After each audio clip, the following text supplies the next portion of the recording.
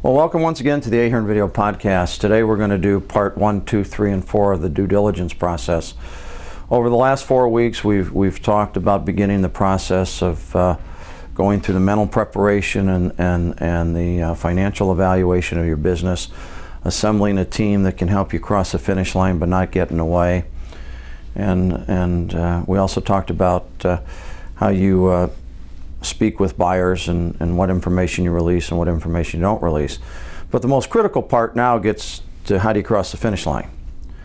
And that's the most important thing.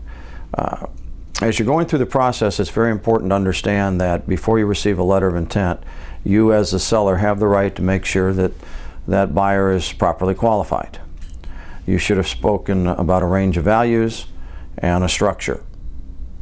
And until that time, that you feel comfortable that the financial obligations are going to be able to be fulfilled by that buyer, you don't want to go through the process. Once you feel comfortable, then the first thing you're going to get is what's called a letter of intent or a letter of memorandum, and it's a non-binding contract, and you have to understand that it's a non-binding contract. But there's certain components within the letter of intent that you have to be concerned with. Many times I see sellers argue about domicile of jurisdiction. Well, if the buyer is based in Illinois or Texas or Florida or Arizona, that's where the domicile is going to be. It's not going to be the domicile in which you're operating in. I've seen many sellers get into conflict with the buyer, and the buyer understands his statutes in that particular state, so that should be a non-issue. And depending on the size of your company, there should be a standstill agreement. Once they issue a letter of intent subject to completing the due diligence, there's a time frame in there which specifies that during that time frame, you as the seller are not allowed to talk to any third party. Depending on your size, the standstill agreements are normally 60 to 90 days. It can go as long as 120 days if you're a larger business. But the bottom line is, one, you have to feel comfortable that the buyer has the financial ability to close a deal.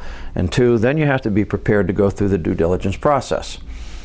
I tell people that going through the process is like going through an extremely difficult physical. It's very emotional. It's very painful. Every time you think you're going to get across the finish line, something else happens. Then when you think you're going to get across the finish line, something else happens. Then when you think you're going to get across the finish line, something else happens.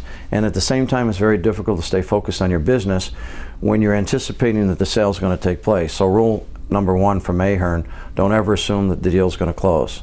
Never take your eye off your business, because here's what can happen. The business can be performing well. Strategic buyers are going to look at the continued performance. If all of a sudden your revenue or earnings start slipping because you've taken your eye off your business, guess what's happened? They can pull out. The other thing you have to do is, as you're starting to go through the due diligence process, you have to advise your advisors what position they're to take. One of the most important things to do is to make sure that your accountants and your attorneys don't run up the meter. And I'm going to go through that when we go through the next part of the process. So when you get to due diligence process, you're going to begin with a list of requirements. And the list sometimes can be exhausting. You have to look at the list, you have to split it up within your key individuals, and also it's very important to understand that you never, ever, ever tell any of your employees what's going on. Because if you do, it might frighten them, because there's an unknown, and then they could leave. So you got to keep it quiet, but at the same time, you have to have your trusted advisor split up the due diligence request. You have to set specific time frames and goals to get those due diligence requirements back to the buyer. Obviously, they're going to ask for the last 3 years of financial statements. They're going to ask for an interim financial statement. They're going to ask for balance sheets. The more detail you can provide, the better off you are. Many people have reviewed statements. A lot don't even have a reviewed statement. They just have an internal P&L and a balance sheet. The more information you can provide to the buyer, the quicker that process is going to go through. If you're a trucking company, they're going to look at the values of the equipment, tractors and trailers. They're going to look at the amount of debt. They're going to look at the way that you dispatch your trucks, your revenue per mile, your revenue for all miles, etc. And as we're going through this process, if you want to know what kind of operation and statistical information, you can simply write to CFN Finish Line with Andy Ahern, and we'll send you something, or you can contact my office at Ahern and Associates in Phoenix, and we'll forward you the statistical and operational data that most strategic buyers are looking for. So the first part of the process is, one, be prepared. The second part of the process is to make sure that your consultants or advisors that you use don't run up the meter. Next week I'm going to talk about exactly what you have to do to instruct your accountant, what you have to do to instruct your attorney, and how the process is to move along. It's very important that you set up a process, you set up a team, the team knows what they have to do. It's your business. Do not let your accountant or your attorney negotiate for you.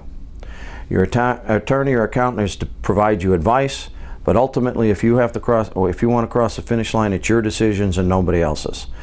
Until next time, thank you for attending the podcast.